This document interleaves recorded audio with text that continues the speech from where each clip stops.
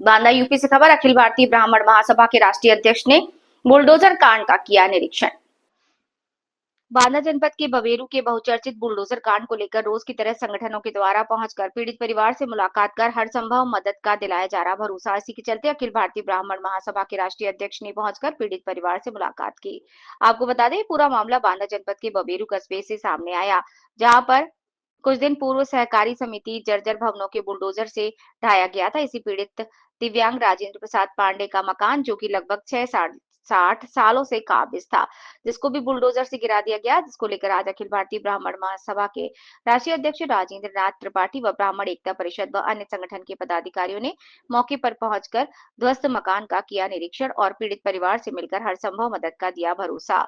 इस दौरान संजय द्विवेदी, मयंक द्विवेदी, श्रवण कुमार, सनातन सेना, नीरज पांडे, देवानंद, राजा दीक्षित सहित सैकड़ों की तादाद में मौजूद रहे लोग। Reporter Shubham Vajpayee, Vande Bharat news channel, बवेरू Banda. ने मिल करके, मैं ब्राह्मण एकता परिषद से हूँ, सभी लोगों ने मिल करके यह देखा कि मकान जो गिराया गया अन्यायपूर्ण है और दुर्भाग्यपूर्ण है। जो बीजेपी की सरकार है वह लोगों को मकान देने का काम कर रही है, लेकिन यहाँ पर मकान गिराया जा रहा है, वो भी अधिकारियों के द्वारा, वो भी अन्यायपूर्ण। तो इसकी निष्पक्ष जांच होनी चाहिए और जितना उनका घर का सामान गिर गया है, मैं उसके मुआवजे की मांग करता हूं कि पीड़ित परिवार को, क्योंकि उनके पिताजी अंधे हैं, माताजी को फालिस मार गया है, वो भी अस्पताल में भर्ती हैं, इसलिए पीड़ित परिवार को उसका मुआवजा मिलना चाहिए। हम इसकी मांग करते हैं और इस कृत्य का विरोध करते हैं। मैं बुंदेलखंड के दौरे पर आया था, मुझे कल जानकारी हुई और यही जानकारी हुई हमीरपुर में, तो मैं रात में देर रात को बांदा पहुंचा। बांदा की मीटिंग देख होकर के और मैं पहले सूचना दिया मैं यहाँ आऊंगा। यह एक सरेआम गुंडागर्दी, प्रशासनिक गुंडागर्दी और भारतीय जनता पार्टी के निरंकुश अधिकारियों का और ब्राह्मण विरोधी अधिकारियों का एक कुकृत्य है।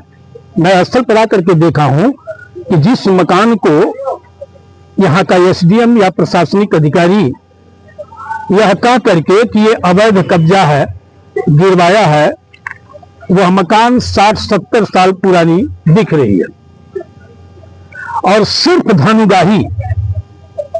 अगर ये ब्राह्मण नहीं होते तो इस तरह का न्याय अत्याचार नहीं होता। 60 साल तक ये समिति के कार्यकर्ता, पदाधिकारी या शासन, प्रशासन, सरकार जो भी रहा हो, वो क्या कर रहा था, क्यों इनको बकत किया? अगर ये गलत थे तो 60 साल तक अवैध रूप से कैसे रहे? सवाल यह है, जांच का विषय है। दूसरी चीज कि जिस तरह से अमानवीय कृत्य किया गया है, बिना नोटिस दिए, बिना सूचना दिए, उस गरीब ब्राह्मण परिवार का खाद्य सामग्री, पशुओं का भूसा सब दबा दिया गया बिना बताए। कम से कम न्यायालय का आदेश होता है डिस्पोजिशन के लिए, तो न्यायालय विधिक कार्यवाही के तहत प्रतिवादी को नोटिस देता है, 10 दिन 5 दिन का समय देता है।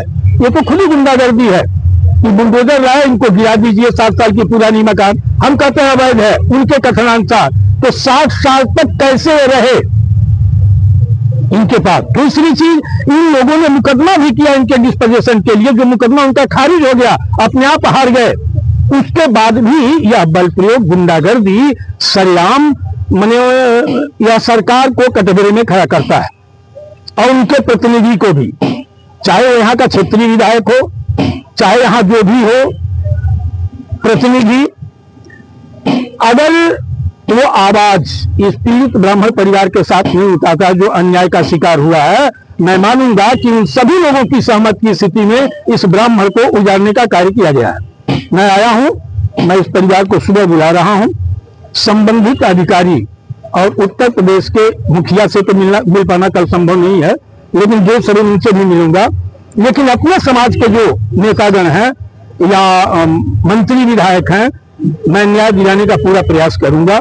अगर न्याय नहीं मिला तो उत्तर प्रदेश के जितने अपने समाज के संगठन करता हैं, जो अन्याय के बागी हैं, अन्याय का विरोध करते हैं, जुर्म का विरोध करते हैं, वो राजेंद्र नाथ त्रिपाठी के साथ आएगा, ये मैं भरोसा देता हूं। और नहीं आएगा तब भी मैं पर्याप्त हूं न्याय दिलाने के लिए। मैं इस दुखी और पीड़ित परिवार के साथ, अन्याय के शिकार ब्राह्मण परिवार के साथ हूं और आगे भी रहूंगा। जितनी भी मेरी क्षमता है संगठन की, वो इस पीड़ित ब्राह्मण परिवार के साथ है और न्याय दिलाने का पूरा प्रयास मैं करूंगा। आपको देखने में लगा, क्या मदद कर नहीं, जो बवेरू में घटना हुई है, जो यहाँ के श्री राजेंद्र पांडे जी हैं, जो दिव्यांग भी हैं, तो चूंकि जो घटना हुई है वो घटना बहुत निहायत गलत है और इस घटना की घोर निंदा की जाती है। क्योंकि जो इनका मकान बना था, क्योंकि पोजीशन के आधार पे ही इनका पूरा मकान बना हुआ था और लगभग 60-70 साल पुराना मकान है। इस तरह से तो अगर बांदा चित्रकूट या किसी भी जगह देखा जाए तो लगभग हर जगह लोग पोजीशन के आधार पे ही मकान बनाए हुए हैं। इनका मुकदमा भी चल रहा था, जबकि सोसाइटी मुकदमा भी हार गई थी। जो है सोसाइटी की बिल्डिंग गिराने का परमिशन लेकर इनका मकान गिराना गलत है। और राष्ट्रीय अध्यक्ष जी आए थे, मैंने इनको सारी चीजें अवगत कराई है और इसमें जो है जो भी विधिक कार्रवाई हो सकेगी पूरी कार्रवाई कराने का हम प्रयास करेंगे।